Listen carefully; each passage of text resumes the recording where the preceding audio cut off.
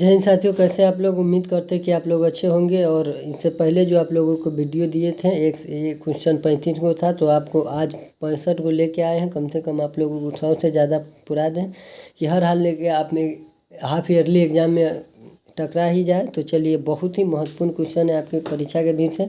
तो चलिए देखते हैं अगला क्वेश्चन क्या कह रहा है। कि पहला नंबर क्वेश्चन है कि रूसे संयुक्त राष्ट्र संघ में सोवियत संघ की जगह कब लिया।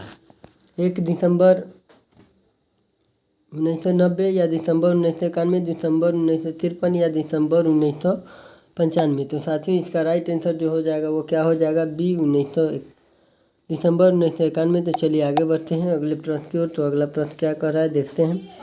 अगला प्रश्न कह रहा है कि बर्लिन की दीवार गिरी थी। बर्लिन की दीवार जो गिरी थी साथियों, कब। 1999, 1989, 1990, 1991 या 1992। तो साथियों, इसका राइट आंसर जो हो जाएगा वो क्या हो जाएगा, ये 1989। तो ए इज द राइट आंसर। चलिए आगे बढ़ते हैं अगले प्रश्न की ओर। तो अगला प्रश्न क्या कह रहा है। तो अगला प्रश्न कह रहा है साथियों कि बोल्शेविक कम्युनिस्ट पार्टी की स्थापना की गई थी।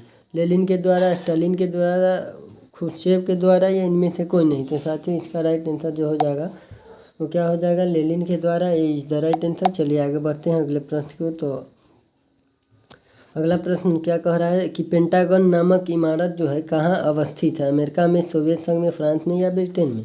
तो साथियों, इसका राइट आंसर जो हो जाएगा वो क्या हो जाएगा, ए अमेरिका में। साथियों, अगर आप लोग इस वीडियो को देख रहे हैं तो ज़्यादा से ज़्यादा लाइक और अपने दोस्तों में शेयर, और चैनल पर नए हैं तो चैनल को सब्सक्राइब कर लीजिए, ताकि आपका जो भी नोटिफिकेशन गिरे तो आपके सबसे पहले आपके पास पहुंचे और आप इसका लाभ उठा सके। तो चलिए, उम्मीद करते हैं आप लोग अच्छे होंगे, आप लोग की पढ़ाई अच्छी चलेगी। तो 5वां नंबर क्वेश्चन कह रहा है कि यूक्रेन अवस्थित है। यूक्रेन कहाँ अवस्थित है, एशिया में, यूरोप में, अफ्रीका में या उत्तरी अमेरिका में। तो साथियों, इसका राइट आंसर जो हो जाएगा वो क्या हो जाएगा, यूरोप में। B is the right answer. चलिए आगे बढ़ते हैं अगले प्रश्न की ओर। तो अगला प्रश्न कह रहा है कि ऑपरेशन डेजर्ट थंडर संबंधित है। ऑपरेशन डेजर्ट थंडर संबंधित है अरब इजराइल युद्ध से, ईरान इराक युद्ध से, खाड़ी युद्ध से, अफगानिस्तान में, अमेरिका हस्तक्षेप से। तो साथियों, इसका राइट आंसर जो हो जाएगा वो क्या हो जाएगा। तो इसका राइट आंसर हो जाएगा सी, खाड़ी युद्ध से। तो सी इज द राइट आंसर। चलिए आगे बढ़ते हैं अगले प्रश्न की ओर। तो अगला प्रश्न क्या कह रहा है, देखते हैं। तो अगला प्रश्न कह रहा है साथियों कि सोवियत संघ ने कौन सा सैनिक गुट बनाया था। तो ये क्वेश्चन आपको पिछले वीडियो देखे होंगे तो इसमें भी मिला होगा। तो इसका कह रहा है कि सोवियत संघ ने कौन सा सैनिक गुट बनाया था, नाटो, सीतो, सेंटो या वर्षा संधि।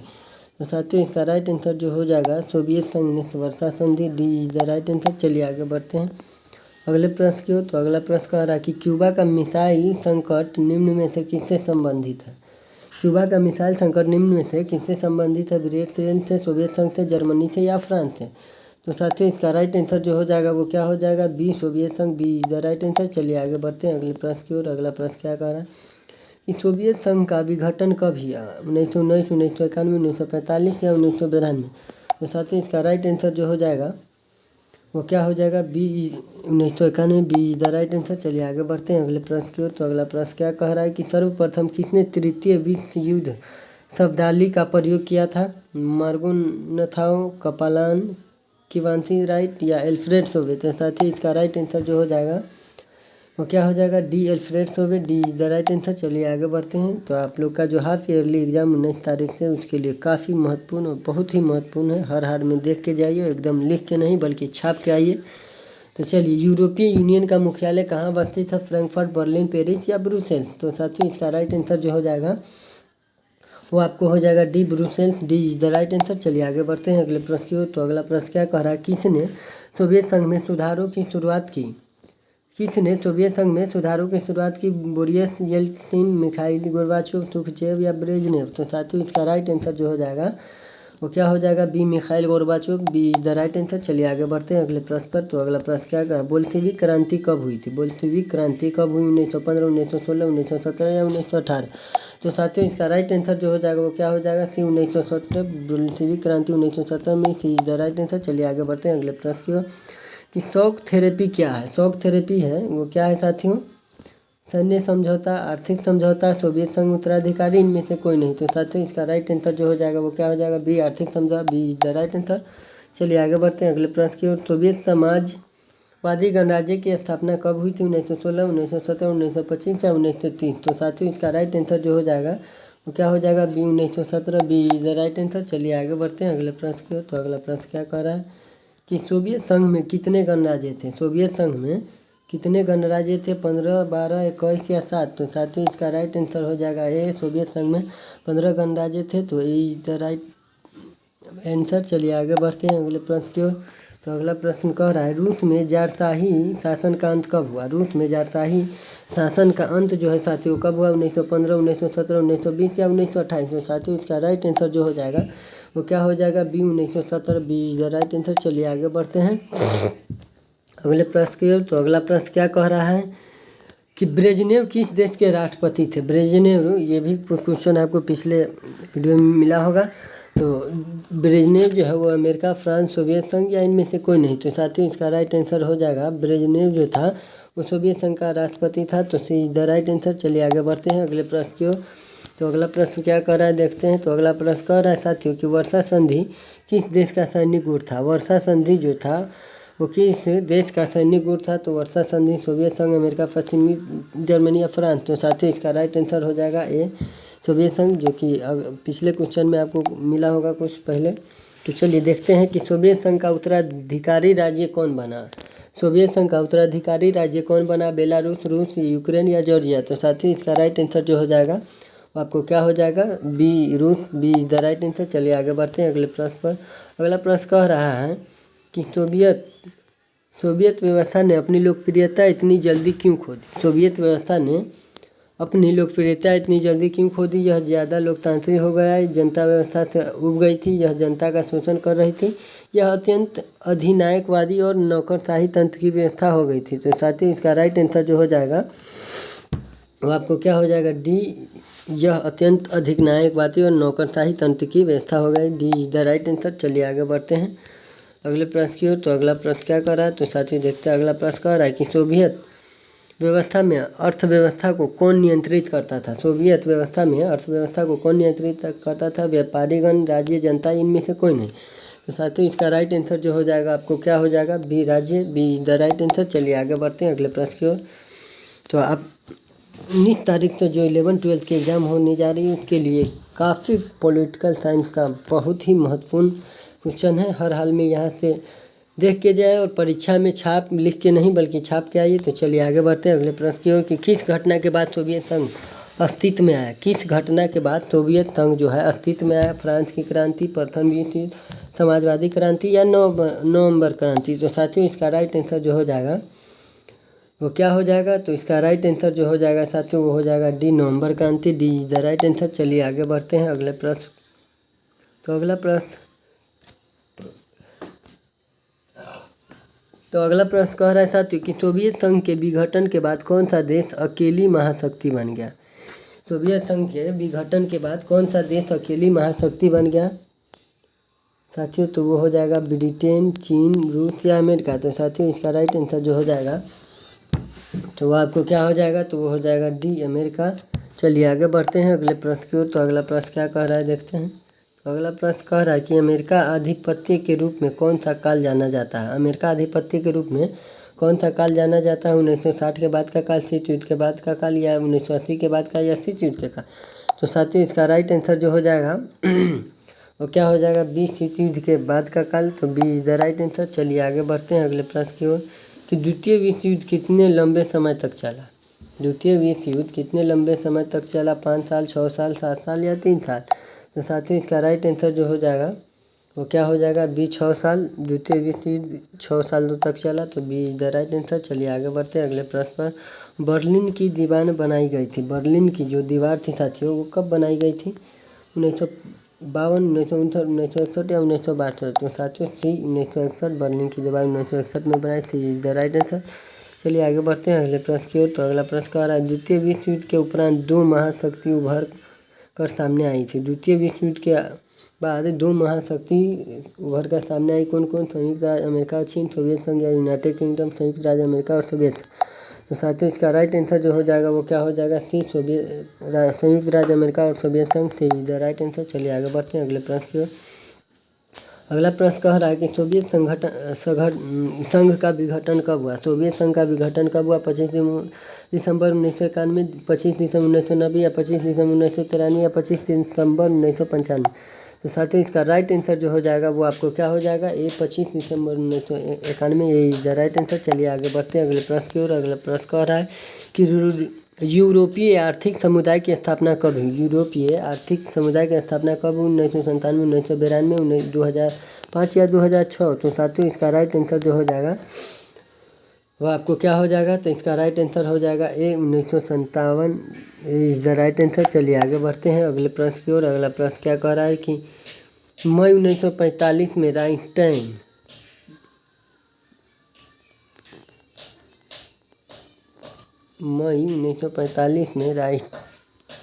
बिल्डिंग बर्लिन जर्मनी पर जिस देश के सैनिकों ने झंडा फहराया था उसका नाम था। तो उसका नाम क्या था साथियों? सोवियत संघ, फ्रांस, ब्रिटेन, इनमें से कोई नहीं। तो साथियों इसका राइट आंसर जो हो जाएगा वो क्या हो जाएगा? वो हो जाएगा ए सोवियत संघ, ए इज द राइट आंसर। चलिए आगे बढ़ते हैं अगले प्रश्न की ओर। अगला प्रश्न क्या कह रहा है?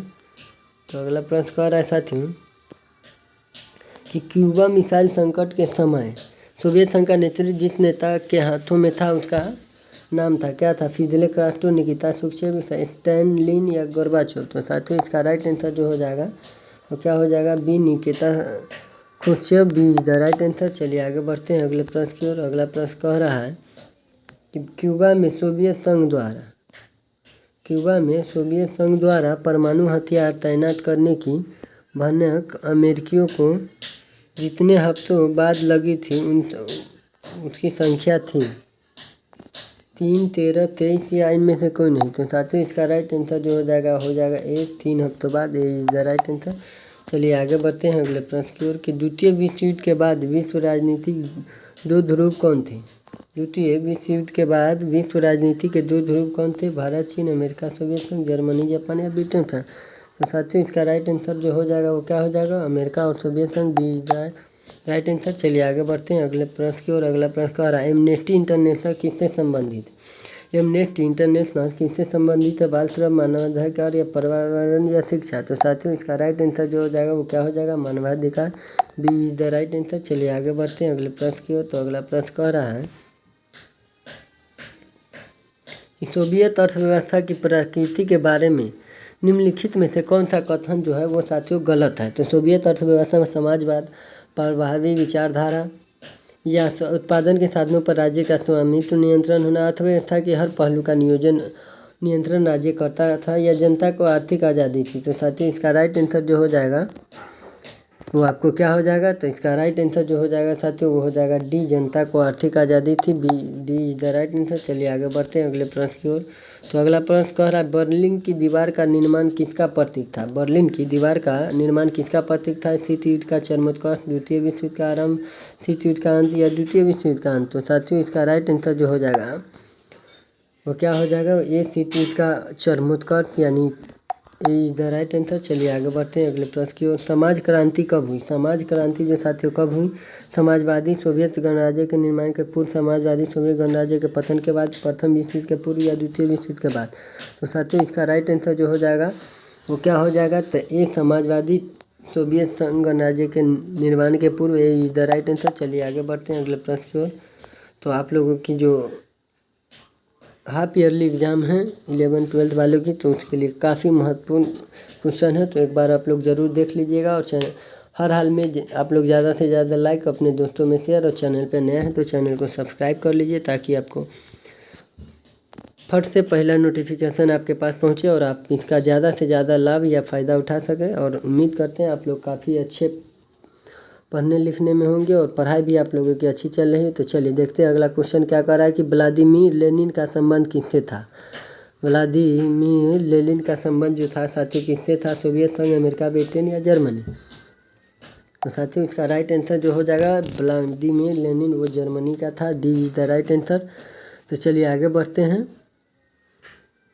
लेनिन है लेकिन व्लादिमीर लेनिन तो साथियों ये सोवियत संघ, ए इज द राइट आंसर। चलिए आगे बढ़ते हैं अगले प्रश्न की ओर। तो अगला प्रश्न क्या कह रहा है कि सोवियत संघ ने अफगानिस्तान में कब हस्तक्षेप किया? सोवियत संघ ने अफगानिस्तान में कब हस्तक्षेप किया? 1917, 1930 या 1979। तो साथियों इसका राइट आंसर जो हो जाएगा वो क्या हो जाएगा, D 1979। D is the right answer. चलिए आगे बढ़ते हैं अगले प्रश्न की ओर। तो अगला प्रश्न का सोवियत संघ के विखंडन का क्या परिणाम हुआ। सोवियत संघ का विखंडन का क्या परिणाम, दूसरी दुनिया का अंत, प्रथम दुनिया का अंत, शीत युद्ध का आरंभ या संयुक्त राष्ट्र संघ की स्थापना। तो साथियों इसका राइट आंसर जो हो जाएगा वो आपको ए दूसरी दुनिया का अंत, ए इज द राइट आंसर। चलिए आगे बढ़ते हैं अगले प्रश्न की ओर कि निम्नलिखित में कौन सा कथन सोवियत संघ के विघटन से संबंधित नहीं था। इनमें से निम्नलिखित में से कौन सा कथन सोवियत संघ के विघटन से संबंधित नहीं था।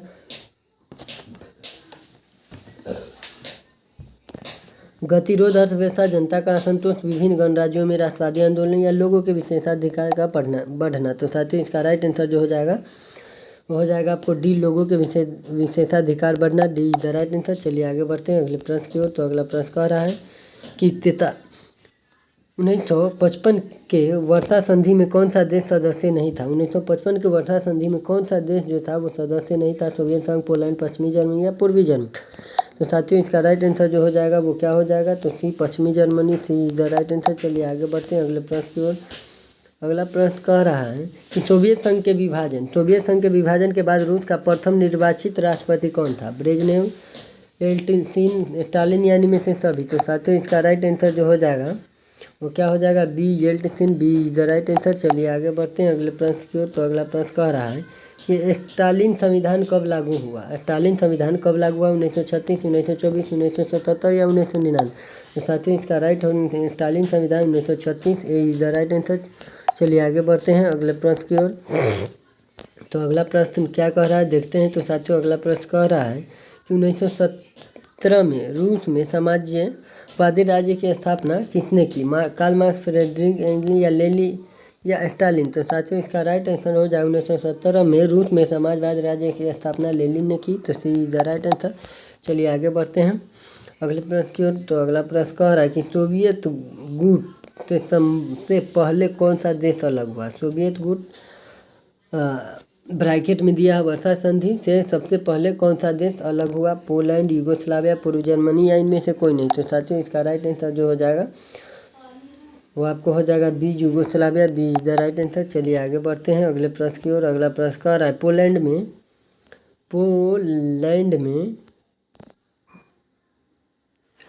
सॉलिडेरिटी आंदोलन का नेतृत्व किसने किया। पोलैंड में सॉलिडेरिटी आंदोलन का नेतृत्व किसने किया। लेव वालेसा, ब्रेजनेव, मार्शल टिटो, इनमें से सभी। तो साथियों इसका राइट आंसर जो हो जाएगा B, Brezhnev, B is the right answer. चलिए आगे बढ़ते हैं अगले प्रश्न की ओर। साथियों इसका राइट आंसर ए हो जाएगा, A Lech Walesa, A is the right answer. चलिए आगे बढ़ते हैं अगले प्रश्न की ओर। तो अगला प्रश्न क्या कह रहा है देखते हैं कि स्वतंत्र राज्यों के राष्ट्रकुल की स्थापना की एल्टसिन, लोच वालेसा, गोर्बाचोव, इनमें से कोई नहीं। तो साथियों इसका राइट आंसर हो जाएगा ए एल्टसिन, ए इज द राइट आंसर। चलिए आगे बढ़ते हैं अगले प्रश्न की ओर। तो अगला प्रश्न कह रहा है कि भारत व पाकिस्तान के बीच ताशकंद समझौता कराने में किस सोवियत नेता ने महत्वपूर्ण भूमिका निभाई। भारत व पाकिस्तान के बीच ताशकंद समझौता कराने में किस सोवियत नेता ने महत्वपूर्ण भूमिका निभाई। स्टालिन, खुश्चेव, ब्रेजनेव या कोसिगिन। तो साथियों इसका राइट आंसर जो हो जाएगा वो क्या हो जाएगा, D, Kosygin, D is the right answer. चलिए आगे बढ़ते हैं अगले प्रश्न की ओर। तो अगला प्रश्न कह रहा है दूसरी दुनिया के देशों में किस प्रकार के देश आते हैं। पूंजीवादी, विकासशील, गुटनिरपेक्ष या साम्यवादी। तो साथियों दूसरी दुनिया के देशों में वो होगा साम्यवादी, D is the right answer. तो चलिए आगे बढ़ते हैं अगले प्रश्न की ओर। तो अगला प्रश्न क्या कह रहा है तो देखते हैं। तो अगला प्रश्न कह रहा है साथियों कि ग्लासनास्त व पेरिस्ट्रोइका के मंत्र किसने दिए। लेनिन, स्टालिन, सुखचेव या गोर्बाचेव। तो साथियों इसका राइट आंसर जो हो जाएगा वो आपको D, Gorbachev, D is the right answer. चलिए आगे बढ़ते हैं अगले प्रश्न की ओर। तो अगला प्रश्न कह रहा है किसने सामरिक भागीदारी का सुझाव रखा। अमेरिकी राष्ट्रपति क्लिंटन, रूसी राष्ट्रपति पुतिन, भारतीय प्रधानमंत्री वाजपेयी या चीनी राष्ट्रपति जेमिन। तो साथियों इसका राइट आंसर जो हो जाएगा वो क्या हो जाएगा, बी, रूसी राष्ट्रपति Putin, B is the right answer. चलिए आगे बढ़ते हैं। तो आप लोग ज़्यादा से ज़्यादा लाइक, अपने दोस्तों में शेयर, और चैनल पे नए हैं तो चैनल को सब्सक्राइब कर लीजिए, क्योंकि फट से पहला नोटिफिकेशन आपके पास जाए और आप इसका ज़्यादा से ज़्यादा फ़ायदा उठा सकें। तो चलिए, 1975 में यूरोप में सुरक्षा व सहयोग सम्मेलन कहाँ हुआ था? लंदन, पेरिस, मॉस्को या हेलसिंकी? तो साथियों, इसका राइट आंसर जो हो जाएगा वो क्या हो जाएगा? D, Helsinki. D is the right answer. चलिए आगे बढ़ते हैं अगले प्रश्न की ओर। तो अगला प्रश्न क्या कह रहा था कि सधाई सहयोग संगठन में कितने देश शामिल थे? सधाई सहयोग संगठन में कितने देश शामिल थे? 4, 5, 6 या 8? तो साथियों, इसका राइट आंसर जो हो जाएगा वो क्या हो जाएगा आपको? वो हो जाएगा 8। D is the right answer. चलिए आगे बढ़ते हैं अगले प्रश्न की ओर। तो अगला प्रश्न कह रहा है साथियों कि पूर्व साम्यवादी देशों ने कौन सी व्यवस्था अपनाई? पूर्व साम्यवादी देशों ने कौन सी व्यवस्था अपनाई? समाजवादी, मार्क्सवादी, उदारवादी या फासीवादी? तो साथियों, इसका राइट आंसर जो हो जाएगा वो हो जाएगा सी, उदारवादी। सी इज द राइट आंसर। तो चलिए आगे बढ़ते हैं अगले प्रश्न की ओर। तो अगला प्रश्न क्या दो ध्रुवीयता का क्या अर्थ है? दो ध्रुवीयता का क्या अर्थ है? अमेरिका का प्रभुत्व, सोवियत संघ का प्रभुत्व, अमेरिका और सोवियत संघ का प्रतिद्वंदी प्रभुत्व, या सोवियत संघ व चीनी का प्रभुत्व? तो साथियों, इसका राइट आंसर जो हो जाएगा वो हो जाएगा सी, अमेरिका और सोवियत संघ का प्रतिद्वंदी प्रभुत्व। सी इज द राइट आंसर। चलिए आगे बढ़ते हैं अगले प्रश्न की ओर। तो अगला प्रश्न क्या कह रहा है देखते हैं। अगला प्रश्न कह रहा है कि दो ध्रुवीय विश्व व्यवस्था में पूर्वी गठबंधन का नेतृत्व किसने किया था? दो ध्रुवीय विश्व व्यवस्था में पूर्वी गठबंधन का नेतृत्व किसने किया था? ग्रेट ब्रिटेन, फ्रांस, अमेरिका या सोवियत संघ? तो साथियों, इसका राइट आंसर जो हो जाएगा वो क्या हो जाएगा? डी, सोवियत संघ। D is the right answer. चलिए आगे बढ़ते हैं अगले प्रश्न की ओर। तो अगला प्रश्न देखते हैं क्या कह रहा है कि निम्नलिखित में से कौन एक शीत युद्ध की समाप्ति का परिणाम नहीं है? निम्नलिखित में से कौन एक शीत युद्ध की समाप्ति का परिणाम नहीं है? साथियों, एक ध्रुवीय विश्व व्यवस्था का उदय, अमेरिका और सोवियत संघ के बीच वैचारिक युद्ध की समाप्ति, CSI का जन्म, भारत और पाकिस्तान द्वारा परीक्षण? तो साथियों, इसका राइट आंसर जो हो जाएगा वो आपको क्या हो जाएगा? डी, भारत और पाकिस्तान द्वारा परमाणु परीक्षण। D is the right answer. तो चलिए आगे बढ़ते हैं अगले प्रश्न की ओर। तो अगला प्रश्न कह रहा है निम्नलिखित में कौन नाटो का सदस्य नहीं है? ब्रिटेन, भारत, ब्रिटेन, फ्रांस या जर्मनी? साथियों, तो नाटो का सदस्य जो नहीं है वो भारत है। Is the right answer. चलिए आगे बढ़ते हैं अगले प्रश्न की ओर। तो अगला प्रश्न कह रहा है कि निम्नलिखित में कौन सा एक देश नाटो का सदस्य है? इनमें से कौन एक देश है जो नाटो का सदस्य है? चीन, रूस, भारत या ब्रिटेन?